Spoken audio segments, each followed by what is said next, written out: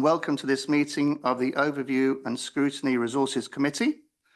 My name is Councillor Andrew Lawton and I'm the Vice Chairman of the committee.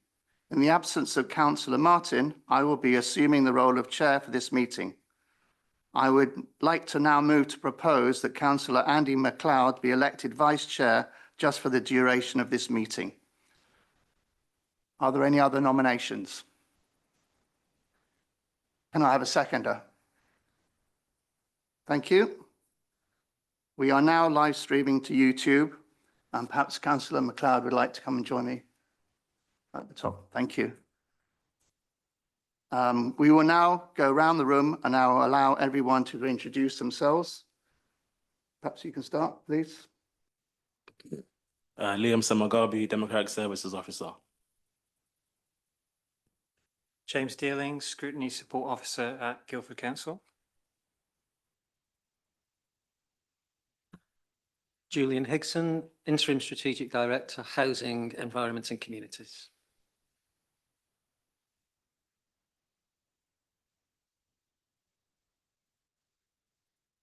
Yeah, Andy MacLeod, I'm the member for Moor Park and Farnham. I'm Candice Keat, Senior Accountant. Mavis Amuzuakwe, Financial Services Manager and Deputy Section 151. Jenny Sturgis, Policy and Performance Officer. Caroline Wallace, Strategic Asset Manager. Robin Taylor, Assistant Director for Organisational Development. Councillor Michael Higgins, representing Newhurst and Ellens Green. Councillor Jerome Davidson, Hindhead in Hazelmere. Terry Weldon, Hazelmere East. Peter Nicholson, member for Hazelmere East. Zoe Bark-Lomax, Hazelmere East. Carol Coburn, member for Farnham Bourne, substituting for Peter Martin this evening. David Munro, representing Western Commons. Thank you, ladies and gentlemen. And the agenda, apologies for absences and substitutes. You've substituted already. Thank you, Chair. One apology from Councillor Martin, and Councillor Coburn is substituting for Councillor Martin, as we've just heard. And I would like to ask the members to confirm the minutes of the meeting of the Tuesday, the 19th of March, as a correct record. Agreed. Agreed. Thank you. Any declarations of interest?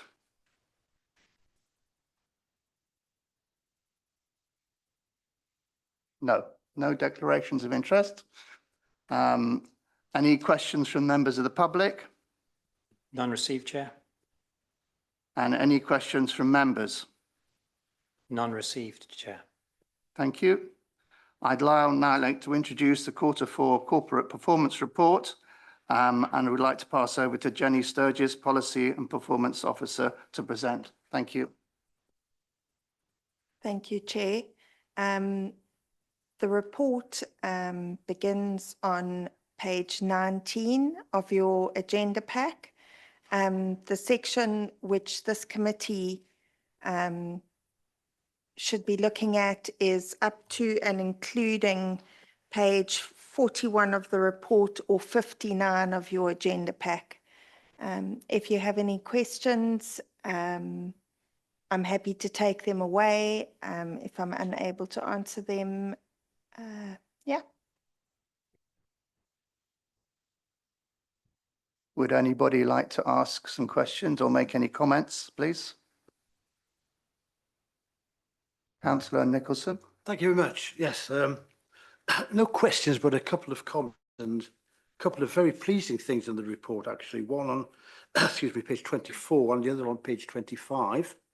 The first is the career opportunities, the LGA initiative, and I think that is the body which is the right body to make these sort of initiatives, and I'm pleased to see that. There's been a common thread in our meetings over a number of years with problems of recruitment and retention. It's a very difficult problem for staff, and so I welcome the pilot, which is taking place in the North East, the 3-month pilots for careers. And in a way, though, I think we have to reinvent the wheel on this one, because I think there's two particular things we have to do. The first is we need a strong career information pack about careers in local government to be provided for schools for 15 to 18-year-olds, so that they would, particularly younger ones, would be in time to select their appropriate subjects to take for the posts they want. And secondly, a recruitment policy to take on young people at 16, 18 and 21. And for the younger ones, 16 and 18, provide day release to allow them to achieve an NVQ4 level qualification if they wanted to do that. Now, that sort of thing was a normal behaviour years ago, and particularly in the North East, where not many people went to university and people got professional qualifications starting leaving school with O levels and A levels, and they got up to these NVQ graduate level levels. So I think that's the sort of thing we should be looking at again. I think it worked then, and I think it can work again. So I think that's so. I was very pleased to see it in there. It really something which really jumped out at me. The second thing, again, which I think is an excellent thing, is the page 25, and it's the mental health first aiders, which is at the bottom of the comment. I mean, this is really helpful. You know, what you need is some experienced council officials who have worked under different managers, different systems, understand exactly what's going on. They can have confidential conversations with younger colleagues, and it would be confidential, obviously. But I think if they saw general trends of why people are unhappy, then I think they can then pass this on to senior management in a general sense rather than giving names and details. But I think that's particularly helpful, given that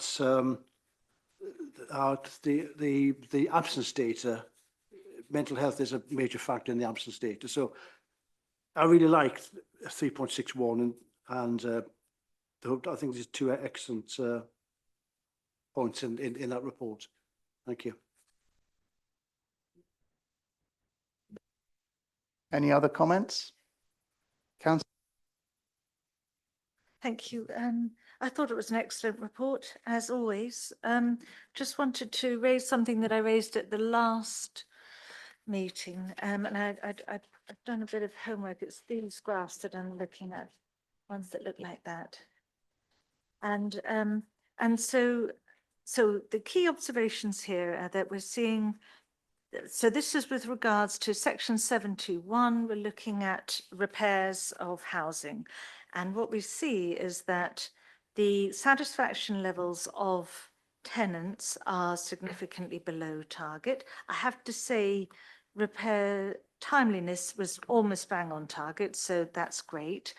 But that also, sorry, no, it's whether it was repeated right first time was very, very high. So that's great. But the timeliness is significantly below target, 30% and 20% respectively, if we're looking at average number of days to complete repair and the percentage of jobs not completed within 28 days. So significantly below target. And I know I raised this question last time, and I think it went to another committee that I can't make, because it happens during the working day. And it seems to me that this service area is crying out for some competition, and that I think the tenants would be better served if there was competition, so that the suppliers can't get away with these low levels of satisfaction and, you know, with poor KPIs from what I can see. And I wondered if someone could please update me on what happened at that committee. It's an extraneous committee that occurred about a month ago, where the thought of introducing competition to this service area was discussed. Thank you. Would you like to respond? Yeah, if I might, Chair, thank you. Yeah, thank you very much, Councillor, for highlighting that. I think we're all aware, and the performance shows that certainly performance of our main repairs contractor is not what it should be. and could certainly improve to meet targets. We are working closely with them. I think the committee you referred to is possibly the Landlord Services Advisory Committee, chaired by Councillor Rivers, the portfolio holder. I was there for one of the more recent debates on that. I didn't make the last meeting, but this topic did come up. We are in a long-term partnering contract with the repairs contractor, and we've gone with a single contractor. So in that particular issue, because of the partnering arrangements that they have and the long-term investment they can put into the service. That does not mean, however, that we shouldn't be carefully monitoring their performance. We are working with them. Performance is not good. We have asked them for an action plan, which we're working through. There is again, I think an executive working group under Councillor Rivers that's looking specifically at repairs performance. We've identified some things that we need to take this forward in terms of greater investment certainly in terms of customer care and customer communication from the contractor, which could be vastly improved. And in terms of reporting mechanisms and more frequent reporting to us in terms of performance improvements. I'm going to continue to work on this one, and if you like, I've already sort of said to the contractor and said publicly to the contractor that they need to up their game, and we'll be working with them to do it. The competition element, again, as you'll appreciate, we are in quite a long-term contract. The first break clause is not for some time, so I think it's dependent on us to actually try and find a way to make the contract work. The contractor in Williams does not have all of the works that go out. They do have a lot of the responsive repair and void stuff under the terms of the contract, but in terms of other areas of work, say planned maintenance, for instance, they do not have exclusivity on that, and we do look to contract out to other people to deliver that. But I think in terms of the fact that we're in the midst of a long-term contract, we have to try and make this one work at the moment. And that's where our efforts are. And I sincerely hope that come next quarter and the quarter after, I'll be able to point to improvements in performance, because I think it's the direction of travel, hopefully, that counts. And one of the things we're planning to do is bring a lot more resident feedback directly to the contractor, with involving some of our residents talking directly to the contractor in terms of working groups, etc., to identify common themes and things like that. And I'm hoping that that's going to also, that direct feedback from residents to the contractor is also going to help to drive the improvement schedule. Councillor Barker-Lomax.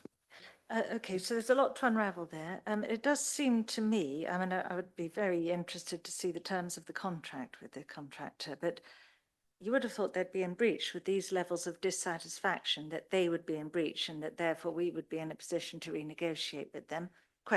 Open question. I'd be interested to hear the response to that. But then secondly, can I just check, please, what's our policy on going for a single contractor when we actually weaken our own position of being able to bring value to our tenants? You know, when we're basically saying, okay, you run the show, rather than letting competition run so that they know they have to get higher satisfaction levels. Otherwise, we're going to shift a certain percentage of the work to their competitor. What's our policy on deciding? Did they give absolutely amazing rates and we just thought, well, we just got to go with them. We've got to give them exclusivity because they've given us such crazy good rates.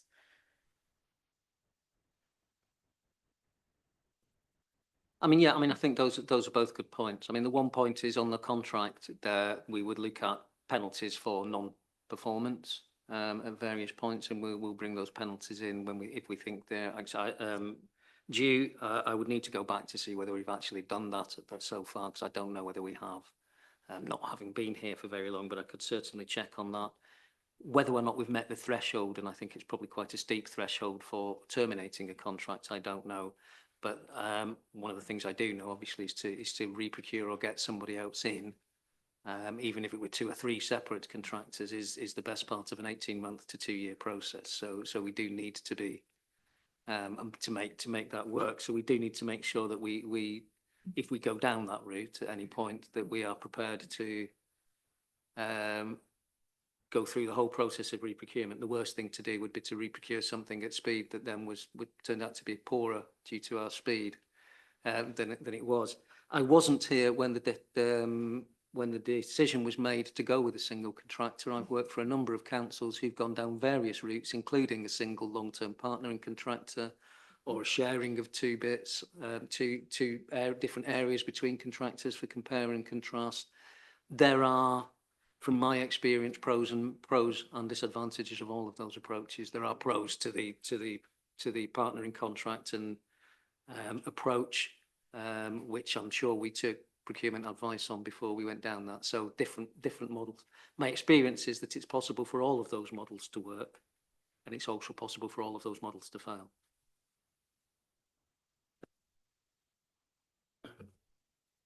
Councillor Higgins. Thank you, Chair. It follows on really from Councillor Barcolomax's comments here. At page 45, it says that the team are working with Ian Williams to complete an action plan with aims to improve the performance. Do you know when that action plan is going to be completed and whether the committee could have sight of that?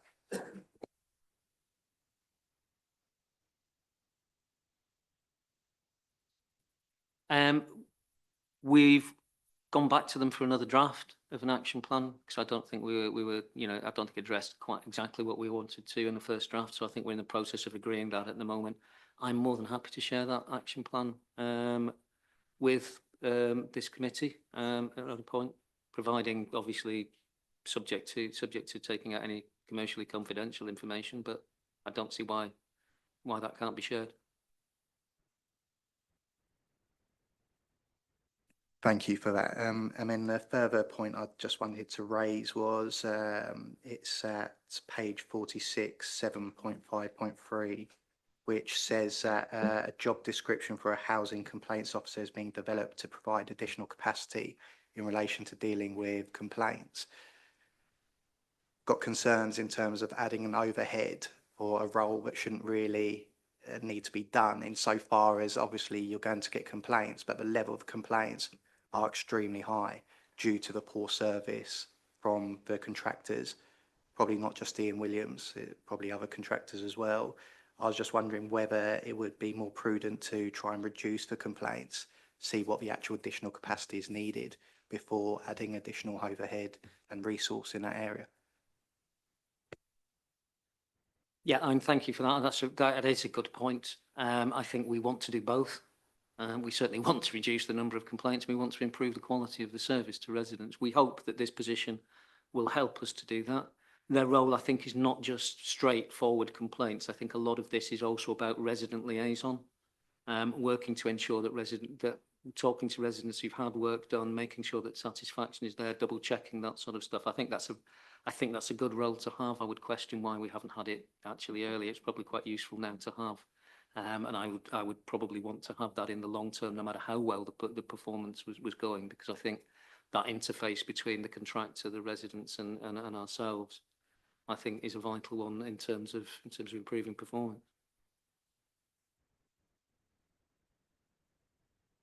Councillor Davison. Thank you, Chairman. I got two questions. The first one, I will use your discretion, accept your discretion as to whether I'm allowed to continue with the questioning here or whether it's outside of scope of this committee. It refers to the reference to the dilapidation of the edge and presumably necessary repairs which are having to be undertaken. It raises in my mind, what is the current position of the officers and Waverley Council with regard to supporting the continuation of the edge, and what are the financial implications of doing so if that is the case? Would anyone like to take that? Anybody want any comment? That's one I'm going to have to take away. I'm afraid that's not my area, but I'm happy to. I'm more than happy to get back with it. I really would appreciate it because it's something which greatly affects the interest of our neighbours amongst us four Hazelmere councillors. I would appreciate coming back on that. If I may continue with my other question, Chairman. Perhaps. I reached out to the Wilmer Hill Sports Association over the weekend, and they said they are making very good progress with both Waverley and Surrey with regards to longer term viability, and they're currently just doing like a financial analysis of the utilisation by clubs, but they're relatively confident. So it's good news. It would be, well, thanks for that. That was very helpful. I would still like to have a confirmation that we are continuing to actively support that financially, because it will cost money, and that the budget has allowance for that. May I continue with my second question? But thank you, Councillor. And that's to do with the regeneration and planning policies. One of the actions is looking at, let's get the wording right, work continues to gathering appropriate evidence for the infrastructure delivery plan. What page are you on? I'm please? on page 55 of the papers, 37 of the document. It's up at the top. As the second bullet down. It's rather vague to me. What is the infrastructure development plan, delivery plan, and what's included in it? To my mind, and as a concern to those no doubt involved with planning proposals, we continue to see a lack of infrastructure to support new housing developments, lack of GP surgeries, lack of water supply, lack, as we've seen recently in our other parts of our borough, lack of wastewater disposal, lack of electricity and gas supply, or potential lack of that. Is that all included in the infrastructure delivery plan? And if there is a plan there, does that include the actual delivery of those infrastructure gaps?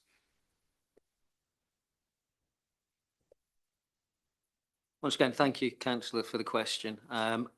My understanding of it, but please, as I'm not in that team, but it is that you are correct, obviously, about the housing side of stuff, about providing infrastructure for housing delivery and commercial delivery, and that all of those aspects are covered by it, plus some others, including the funding mechanisms, etc. But I think if you're wanting more information, I think I quite happily make sure you get that.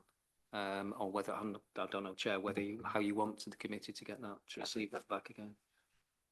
I'd be very happy to, personally, to discuss this further. I'm not sure whether other committee members might find that illuminating for them too. Jenny, would you like to add? Yeah, sorry, Chair. We can certainly get the Assistant Director to directly contact you with any questions you have, but I do think that is out of the remit of this committee. The local plan is part of the Services Committee. Okay, thank you. Duly noted. Councillor Coburn, would you like to say something? Well, I was just going to say, I was sitting here thinking the same thing, Jenny, and there is an existing infrastructure delivery plan. There always is, but it's updated. I think it was July 21 the last time it was updated. So, you know, there is one available to look, and obviously there'll be an updated one. But as Jenny has said, it is very much our committee remit. And in fact, we asked for updates for the meeting in a week's time, but we're told we can't have them because of burden. So I threw a little tantrum, but, you know, I will recover. But, you know, so it is, and we will look at it, but you're welcome to come to Services Committee and speak on the matter. I really wanted to come in on something else at some point. Thank you. Can I just ask Julian Hickson to respond? He just wants to make a comment before you ask your next question. Yeah, I mean, thanks. I mean, I think Councillor Coburn, you're correct, and Jenny, you're correct in terms of it being the remit of that committee. My response was purely in terms of, I think Councillor Davidson was asking just for more contents of what the plan covers rather than the details of what's in it as a member. So I was hoping we could get that update. I think there were two parts, one of which was the what's encompassed within the plan, and the other is what are the plans to actually deliver the gaps. And I'm quite happy to. Sorry, this may not be totally appropriate for this committee. Thank you.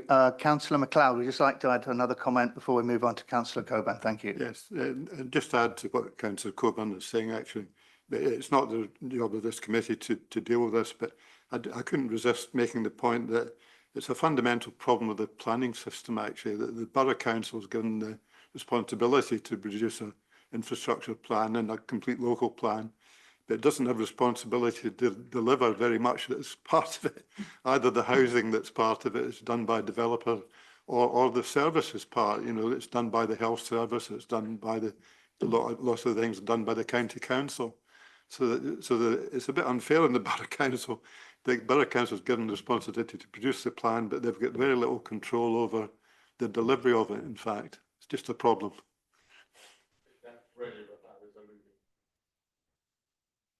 Councillor Coburn. Thank you, Chairman. I really wanted to come right back to where we started on staffing, because it does worry me tremendously. And I agree a lot with what Councillor Nicholson said about initiatives. And I think, you know, this is something we have to throw a lot of attention at and not necessarily money. But what worries me is that there is no real structure to this for young people coming in. We've lost any sense of structure with all the working from home and the interim staffing we're having. It's very difficult for a young person. I mean, all of us remember being young, I think, hope. You know, and when you went into your first job, you know, it was the atmosphere in the area that you were working. Mine was pensions in the city, would you believe? We all make mistakes. But, you know, I learned such a lot, but I learned a lot because of the structure that was in there. I had to fit into that structure. I had to do what I had to do. I spoke to people who knew a darn sight more than I would ever know. And it was that complete sort of pattern of work. And I don't know how we can get people back into work, and especially the younger ones, because I'm a great believer in apprenticeships and getting people in young and training them on the job. I think it's an excellent idea, but there has to be a structure in the office. If everyone's working from home, or you know, there's a sort of no structure to the time that they all meet up, how are they ever going to blossom? How are they ever going to learn from their colleagues? And I think, you know, we've got to really think, what is the structure of all employment in this borough if we're going to really try. I know it's nationwide, everyone keeps telling me that, it's worse elsewhere, but that doesn't actually cheer me up. The fact that somebody else is suffering more greatly than we are doesn't mean that we shouldn't be, you know, incredibly worried about what we're doing here. And I think, you know, we should really, I think this is such a crucial matter. Without staff, we've nothing. You know, we have no borough, we have no plans, we can't deliver anything. I mean, the staff are the star members of this association, the organisation, call it what you wish. And so I really do think that, you know, as well as the mental health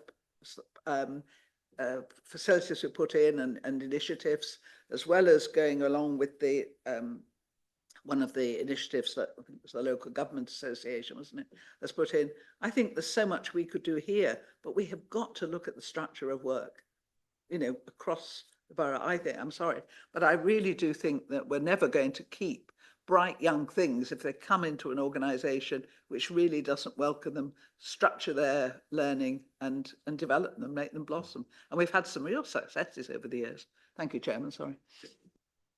Thank you, Councillor Coburn. Any further questions? Richard Bates. Robin Taylor. That's okay. I'm assuming, Chair, that it may be helpful to just give some comments in response to that, to Councillor Coburn's comments. I mean, firstly, welcome those comments. I agree, it is not easy. We're balancing a number of things at the same time. So offering hybrid working is part of our employment offer now, and it is part of making the council attractive in the market. If we were to pull back completely on that offer, that would be likely to impact us negatively in terms of being able to recruit and retain staff. But Councillor Coburn's not wrong in saying that when young people come into the organisation, and it's not just young people actually, it's particularly acute for young people, but anyone coming into a new job we need to make sure that they're properly inducted and they properly have some structure around them. Our hybrid working policy makes it clear that it isn't just everybody working at home, it's what's needed for the business. And so part of the job of the manager is to make sure that people are inducted properly and that there is some structure. And it is complicated, but we are working on that. So I do welcome those comments and agree that it's something we need to keep focusing on. It is something we will keep focusing on. The council is continuing with its apprenticeship programme, continuing with its graduate trainee programme, continuing to look at where we can have career grades within our structure. So these are matters that we're focusing on, and obviously Councillor Barker-Lomax's subcommittee has been looking at some of those issues. So welcome the comments, and something that the committee no doubt will want to keep returning to. Thank you. Are there any further comments? Councillor Munro. Thank you very much, Chair. Housing services, particularly landlord services. I was at a very interesting team seminar last week. It was all councillors were invited, all about the problems of cuckooing and crime associated with social housing. I'm sure everybody knows what cuckooing is. You don't. It's where you have a vulnerable person occupying a house. You get criminals exploiting this vulnerable person, basically taking over the house for their own nefarious ends. A lot of it is county lines drug dealing. I'm afraid Waverley, as a social landlord, has more than its fair share, potentially, of this pernicious activity. And anyway, the police officer who was giving this seminar, it was quite a stark event, said we must badger our housing services, our council housing services, to make quite sure that they are on top of this as their own housing stock. It's a very difficult problem to, first of all, to spot. It's even more difficult to solve, as you're dealing with some very, very vulnerable people indeed.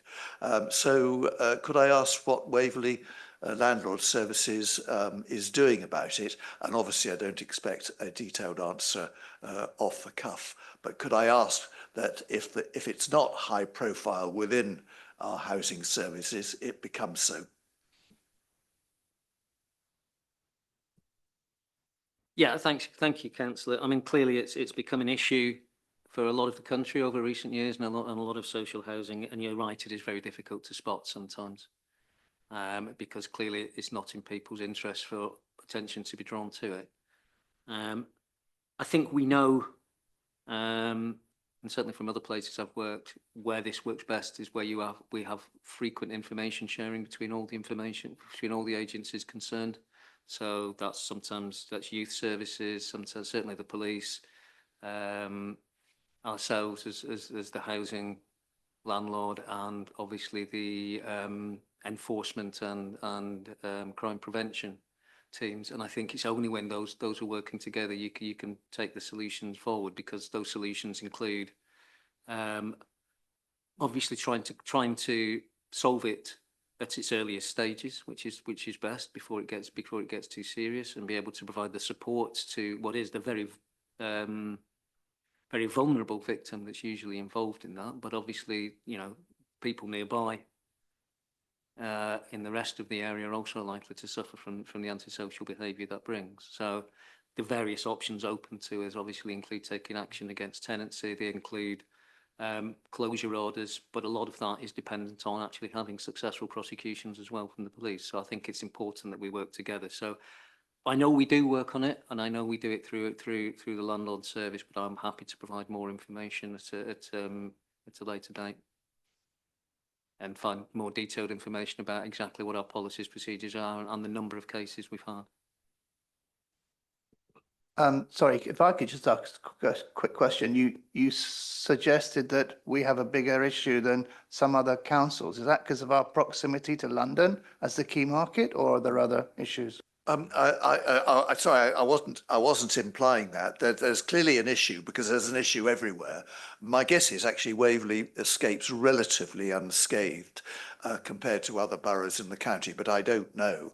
But obviously it did, and people are quite right, of course. It is a partnership affair: social services, youth services, children's services, police, and so on.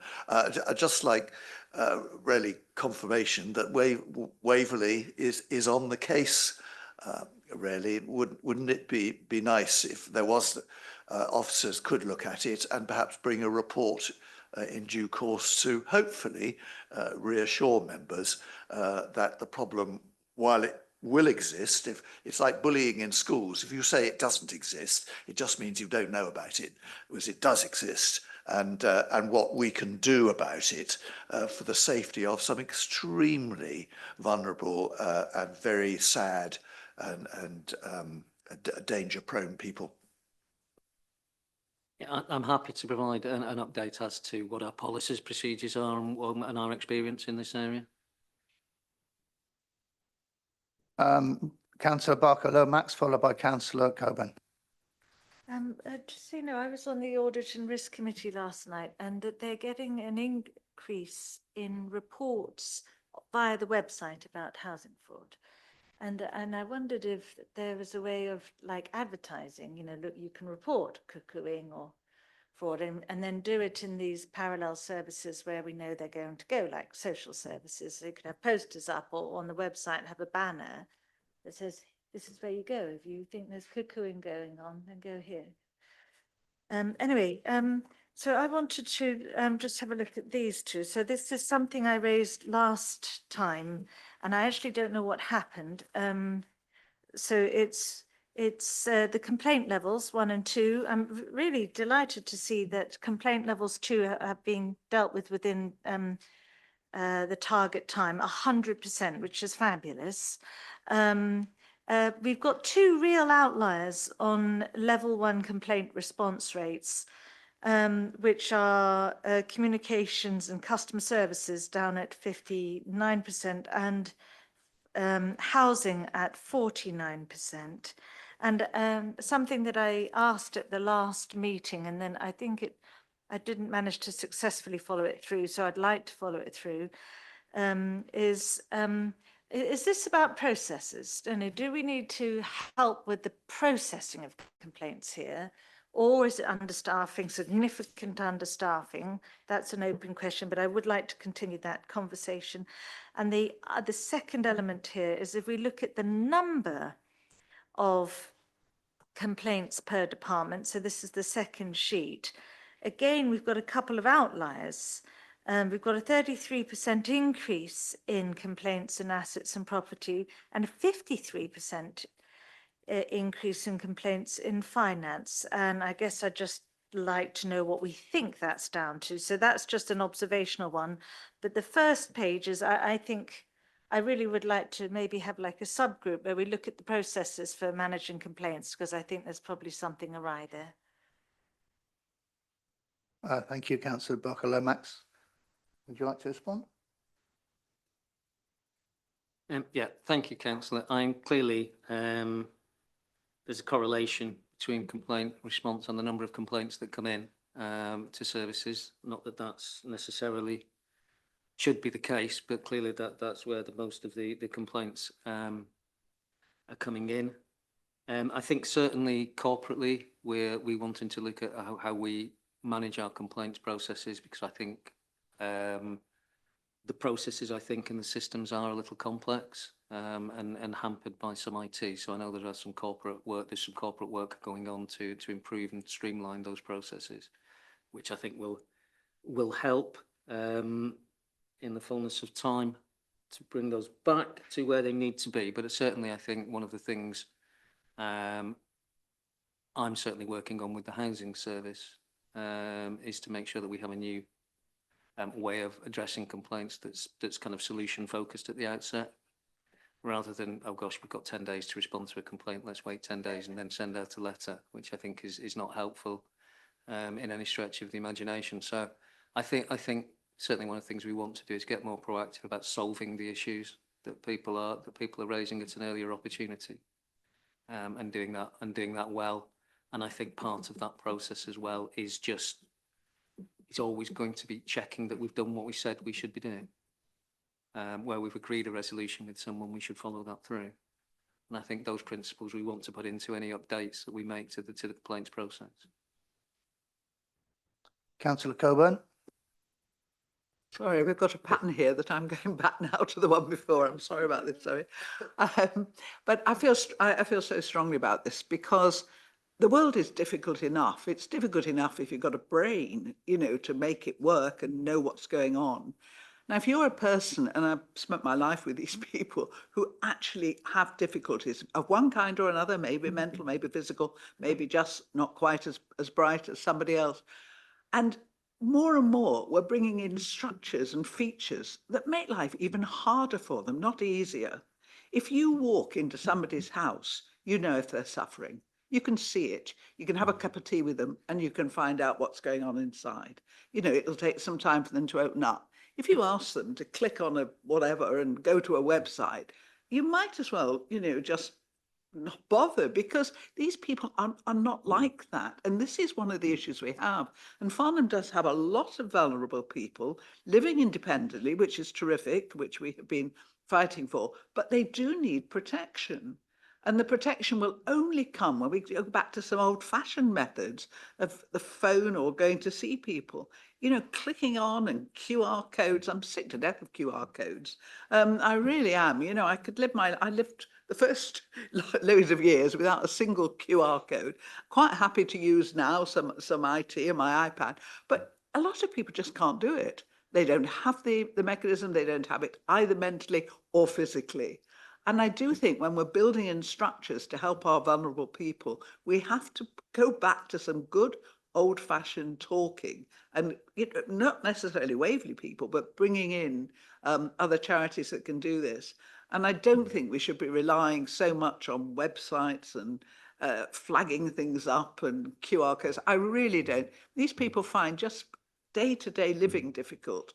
So, I think we've made it harder. Back to remote working. We're making people apart instead of bringing them together. And I think we create issues and we leave very vulnerable people completely open to the unscrupulous. And goodness knows there's a fair number of those in every borough, not just Waverley. Thank you, Chairman. Councillor Higgins. Thank you, Chair. I'm going to refer to page 26, 3.7.2. There's a statement there. It said there was additional cost pressures arising since the budget, cost of recruitment of senior posts, additional capacity added within legal and democratic services. In February, the council were asked to approve a budget for recruitment within the legal team. It's quite a significant recruitment process, and there was clear figures that were given. A month later, there was a request for a supplementary budget of, it's not within the report, but this was what transpired in March, for up to £200,000 in relation to recruitment fees. My concern is that when presented to the council, we should have a full figures. And I would have thought as well, in terms of recruitment, any recruitment, you should be factoring in budgeting recruitment fees as well as additional salaries. I was just wondering for you, Chair, whether my question is essentially, is there a policy to budget for recruitment fees, and why it didn't happen in this instance? Robin Taylor, thank you. Yeah, thank you, Chair. Welcome those comments. I mean, we do budget for recruitment. We don't budget routinely for the level of senior turnover that we have had to fund in terms of recruitment costs, in the past few periods. And senior recruitment does come with additional costs. So the fact is that whenever there's a significant senior recruitment, we've always had to found extra money within our budget to do that. What we've had recently is a number of senior recruitments, and those have all incurred additional costs. Now, I think that those costs are justified because of the type of recruitment that we're making, the type of support and input that using a recruitment consultant brings, not just in terms of getting a good set of candidates in front of us, but also making sure that the process has that independent oversight and input. But it is simply the amount of senior level recruitment in a short space of time, which has led to a bit of a peak in costs. So we would not expect that to be the case, on a regular basis. But certainly I accept that it's been a bit of an unexpected peak recently. It may be that we need to, just in light of the comments, perhaps we should review going forward whether or not there is an additional money put aside in each budget for senior level recruitment. Perhaps it is a little bit too low, but nonetheless, it is an unusual level that we've had recently. I think in this case, there was no provision for recruitment, and I think that it's wise for senior positions because they're a lot harder to recruit for to factor in recruitment fees. I think my biggest issue is not necessarily the additional money, it is the time frame. If basically we had approved the budget, you advertised, and then 6 months later you weren't able to recruit, and then you came back and said, we need to utilise recruiters, I could understand that. But I would have thought it was reasonably foreseeable within a month of approving a budget to then come back and ask for recruiters' fees, but that was required. So that's my main concern really, is in terms of why they weren't factored in the February budget. Thank you, Councillor Higgins. Councillor McLeod. Oh, sorry.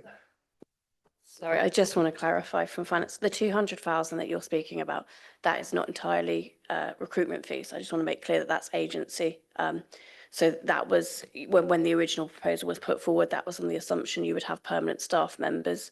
As the process has been developed and as they've looked at what they needed to do as part of that recruitment process, they've obviously noticed they need to extend those agencies. So it hasn't cost us £200,000 to recruit the legal team. I just want to clarify that that includes a big chunk of that is agency costs, the over and above a permanent post.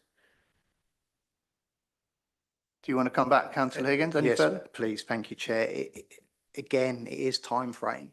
We're talking about a month. I can't see anything that's materially changed within that month. I'm guessing that it's not just recruitment fees, it's factoring in, okay, we're going to keep these temporary staff on for an additional 6 months. I can't see why that wouldn't be foreseeable in February and factored in because you obviously needed that resource. And I think I always prefer to work on worst case scenario, so even if you factored in, we might need temporary staff for 6 months, 12 months, it's better to go in higher and budget higher and come in lower than what we've seen in terms of approving a supplementary budget. It's just my thoughts, but thank you. Robin Taylor would like to answer. Thank you to Candice for clarifying. I think that's a really important clarification. Just to say again, I think those are helpful comments. We'll take those away and consider whether there's anything to inform future budget setting. Having said that, it has been an unusual time, and if you trace it back, Councillor Higgins, you trace it back to February and the amount of change that has happened since February. So I kind of accept it to a certain degree that maybe we need to look at what is in the budget to deal with the unexpected, but we really have had some significant unexpected costs, which when the budget proposals were being put together, we simply didn't anticipate at that time. It sort of seems strange now to say that, but at the time, those were not anticipated because there's been huge change since February. Councillor McLeod. Thank you, Chair. Councillor Barker-Lomat said at the start of the meeting that she thought it was a good, comprehensive report. I agree with that, and I wanted to make a general observation that since I've been a councillor, which started about 9 years ago, I've always been impressed by the amount of information, the amount of detail that we get as councillors from the officers. It's much more detailed than I was used to when I worked in private industry, actually. And I almost slightly worry that it's too much for the councillors, actually. We get so much information, but you do make it easy for us by highlighting in red the problem areas, so it's easy to home in on what we should be discussing. But I'd just like to know if you feel that we're at the appropriate level. But I would say, actually, I'm sure this information is also required by the officers managing the council, the management team, and they probably need all the detail anyway, so maybe it's a bit of a moot point. That's a general observation. But more specifically, one thing I've noticed over the period of the reports, that housing always seems to figure actually as the main area where you see the problem areas. And it's not just with the suppliers and so on. If you look at page 43, for example, we've got things to do with the tenants, the rent arrears and how long it takes to fill houses and that sort of thing. And it just strikes me that perhaps housing is just a difficult area to manage. Although we're setting actually quite difficult to meet targets, I think, in some of these areas. The 1% for rent arrears, I don't know how other councils do, but that strikes me as being quite a difficult target to meet and so on. But just a general comment, is housing a difficult area to deal with? Is it the most difficult one we deal with? And I'll leave it to see what you've got to say. Thank you, Chair. Thank you. I just have one question to go back 3 or 4 conversations ago, back to Julian Higson, talking about the complaints on housing and the relationship between the single contractor, Ian Williams. I've also just joined the Landlord Services Advisory Committee and just starting to pick up that. And one of the points which did come out was a concern about the IT issues not talking to each other.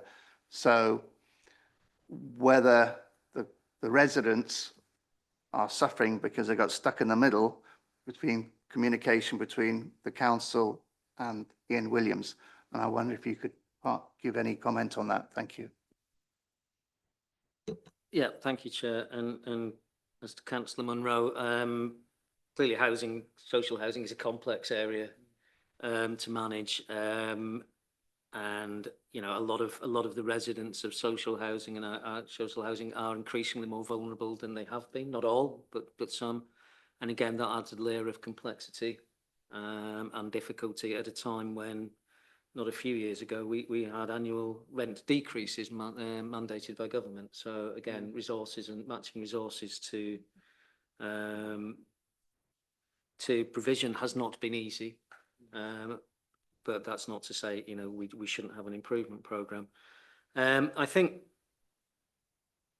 the issue, Chair, that you raise around the board and residents, etc., is one that I think we need to get to grips with in terms of performance targets as well. I think we need to look at our targets because I think some of them are quite stretching. And if you do compare some of our performance, I think, with other organisations, and I think it would sometimes it's useful to look, and we do compare through various benchmarking clubs what our performance is like, and certainly in rent arrears, whilst our performance is not where we would want it at the moment and targets, it's certainly up there as within the kind of top half or quartile of performers nationally in terms of rent arrears.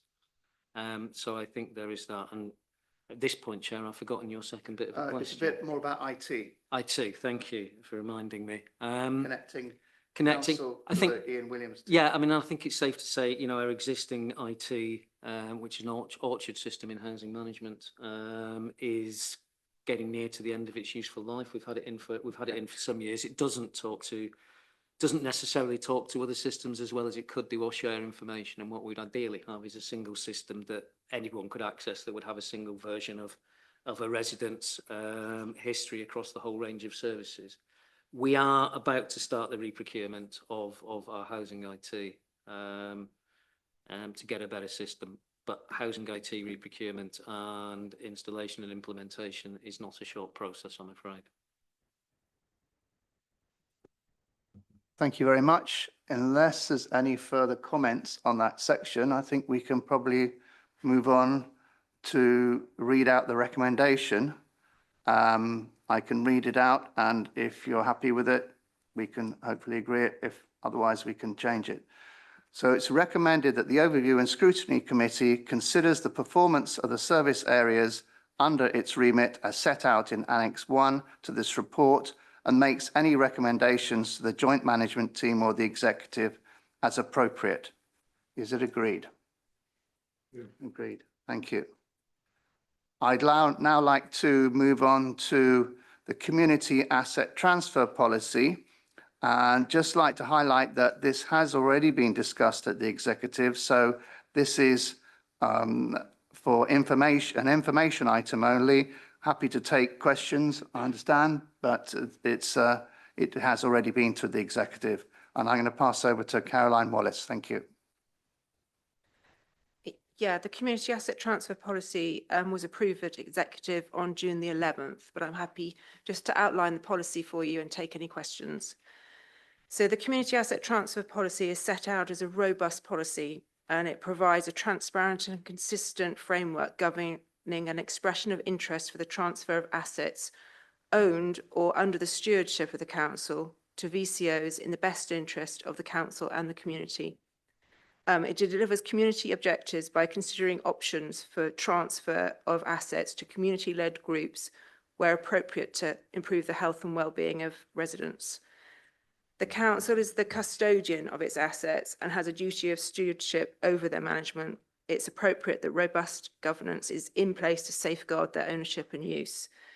So the policy provides a clear and robust procedure to guide applicants. VCOs submitting expressions of interest will have to demonstrate a clear purpose for the transfer, what benefits will have been gained for them, the Council and the community, and that they have the resources, financial and otherwise, and the ability to manage the asset for the purposes intended. So I'm happy to answer any questions. We've set out the procedure and how you make an application. Councillor Barkham-Lomax. Thank you. On page 99, can I just check, please? Are those, so we've got two lists there. One is assets suitable for transfer, the other's assets not suitable for transfer.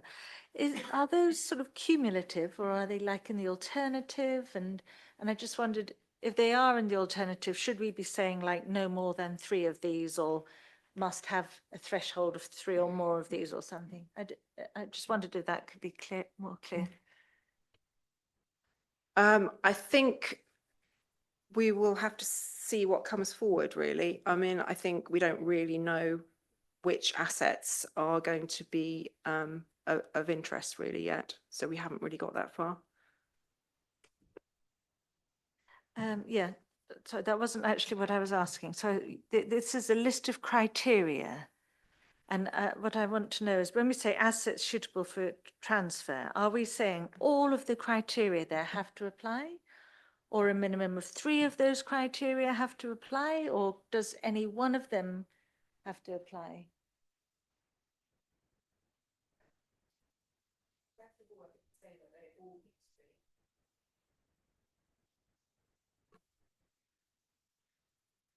First of all, we're saying that they all need to be adhered to. Okay.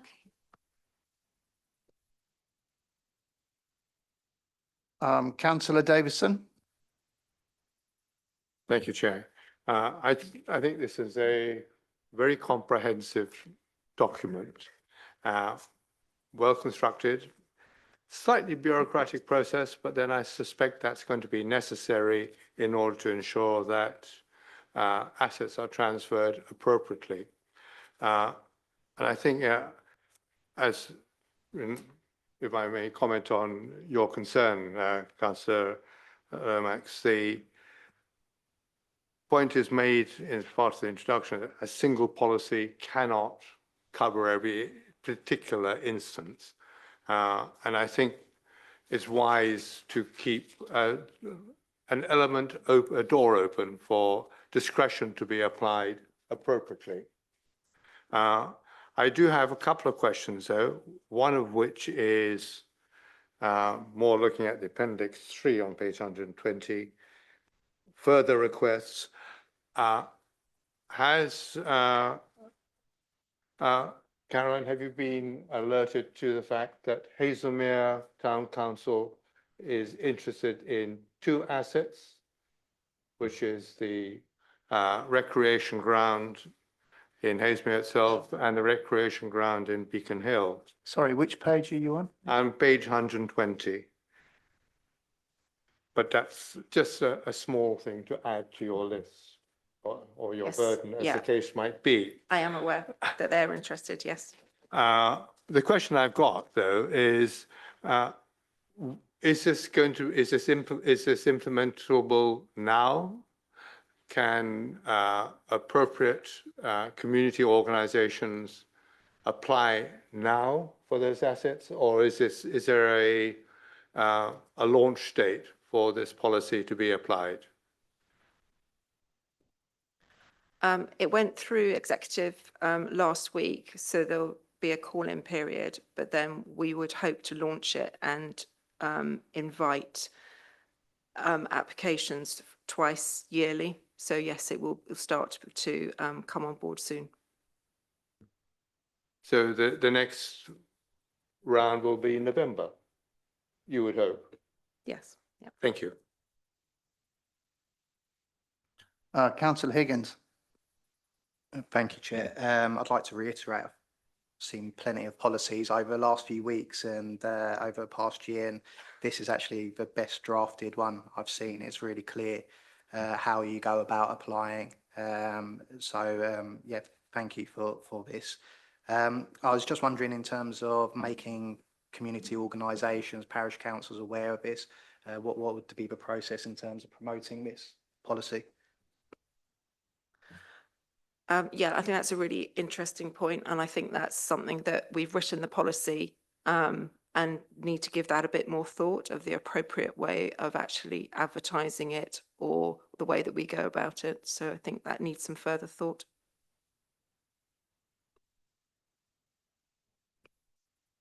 Councillor Coburn. As ever, not all things are equal, and certainly some of the parishes probably need a little more help, just to understand the process. As somebody who was on the town council for a long time in Farnham, we were eager to, talk to Waverley about any of the assets that we thought we could better manage. And I think it's important that, parish and town councils do this if they've got the resources and the inclination to do so. But like everybody else, it's an excellent report because it does have all those checks and balances in. Ultimately, we're responsible and we have to be able to claw back if something goes pear-shaped. But, to launch something with a parish or town council, if they've got the resources and the ability, physical ability to maintain them. So I think this is excellent. And I do like to see the towns and the boroughs, working closely together on all these things, because I think we're stronger when we work together than when we don't. Thank you. Any further questions? I just have a couple of questions, actually, and forgive me as a newbie, still trying to understand this. So what happened in the past when what you're now defining as VCOs requested access to land or assets? How has it ever happened in the past, or was there a different process? Yeah, it has happened historically, but I think it was dealt with on an individual basis, really. So there wasn't enough structure to it. So this is why we wanted to write the policy, so that we have this proper framework which protects both parties. And my second question is, I think as Councillor Coburn alluded to, potentially, if a VCO promises to do lots of things in terms of managing the land but fails to do it, presumably there's an opportunity you could take it back. Is that right? Yeah, that is written into the policy. Yeah. Any further questions on this? If not, there is no recommendation because it's already been sent to the executive. So I think we can pass on to the next point on the agenda. So yes, Councillor Coburn. Could we not comment on how clearly the report is written and how well it was received by this committee? Because everybody has said the same thing. Yes, yes, please.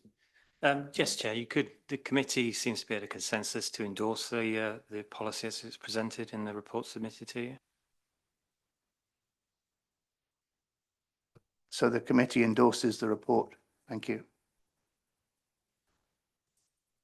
Moving on to the next section, which is agenda item 8, the committee work programme. James Dearling, Democratic Services Officer, is now going to present this. Thank you, Chair. Start with an apology. The report as presented to you does need a little bit of updating, so I'm going to go through that if that makes sense. And if I could start you on page 121, which is your recommendations tracker. It does seem, looking at the first two there, that they've been enacted, they've been addressed, so you may want to formally note them and then they can be removed from your tracker. The third item there, 69 High Street, Godalming, is as mentioned.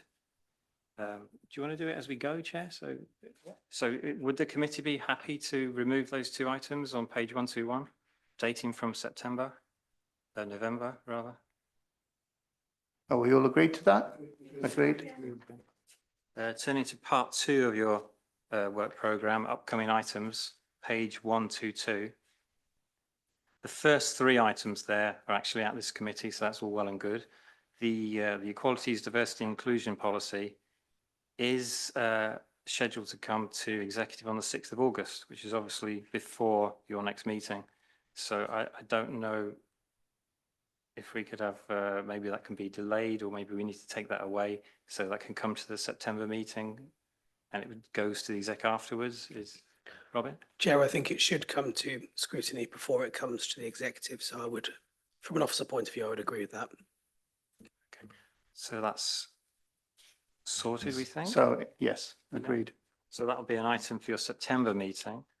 The workforce profile report, I'm advised it's on its way to ONS for the September meeting as well. The transformation and collaboration item, that's a quarterly update on cost and savings. That should be available for the 17th September meeting. The corporate strategy, as you know, there's a simultaneous meeting on the 8th, exec on the 9th, and full council on the 16th. The Brightwells Yard development, I understand this may well be brought up in the later item, so opportunity to discuss that because it does go into exempt stuff there. If there's any questions at any time, please let me know. 69 High Street we've already mentioned. The service plans, I've no new information on that. I assume that's okay, Jenny, to bring them forward in future, or do you need a bit of time to? You need a bit of time, I think. The service plans would have already been in committee for various reasons, but not least the corporate strategy. That's why they've been delayed until later in the year. Okay, but that can actually go on to the committee's work programme. Yeah, okay, thanks for clarifying. Again, whistle stop page 124, the task and finish groups. The workforce profile review group, just to add to what's here, it's met 3 times. The workforce profile review report has been produced, and I'm advised there's no further meetings planned of that group, although there will possibly be a need to review and meet again in autumn. Is that correct? I'm looking at the chair there. Yeah. Councillor Barkamolo, Max. I think we were going to have one more meeting. Is that not right, Robin? Yeah, that's right. Like you say, autumn. Yeah. Okay, thank you. And then there's the forward plan items there if you wanted to bring them forward, although I would suggest just blocking them at a meeting and putting them into your work programme without giving some more thought to them is not perhaps the best way, but that's up to you. Thank you, Chair. Councillor Barker-Lomax. Can I just ask, so this final sort of committee, the Housing Scrutiny Review Group, that's due to meet in July, that seems to me that would be a very good venue for us to look at the action plan relating to the repair company. Is that right, or have I misunderstood the purpose of that group? Yeah, I mean, the purpose of that group is specifically, I think, set up to look at adherence to the new consumer standards brought in by the regulator of social housing. That clearly includes standards for the upkeep of property, so whether that's in scope or not. One of the things I might suggest is we have commissioned an external review against the standards by a expert company, Housing Quality Network, to do a thorough kind of external assessment and almost a kind of mock inspection for us, which we'll get the results of that in September.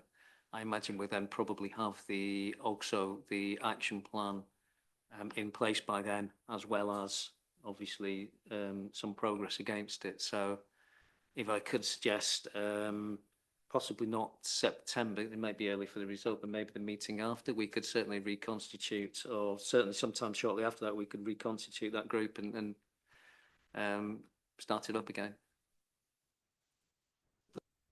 So that will be the meeting after September. Yeah. Any further comments? Who's on that group? Is that councillors?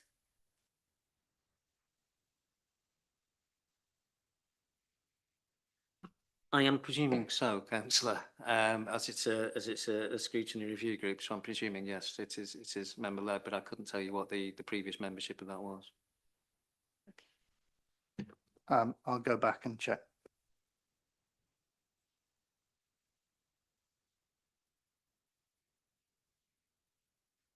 Are there any other further comments regarding the committee work programme? If not, and have we got any, does the committee have any recommendations to make to the executive on this? Is that agreed? No? Thank you.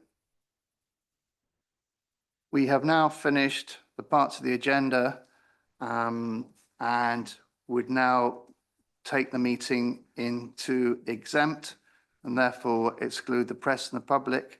And I think we need to request to stop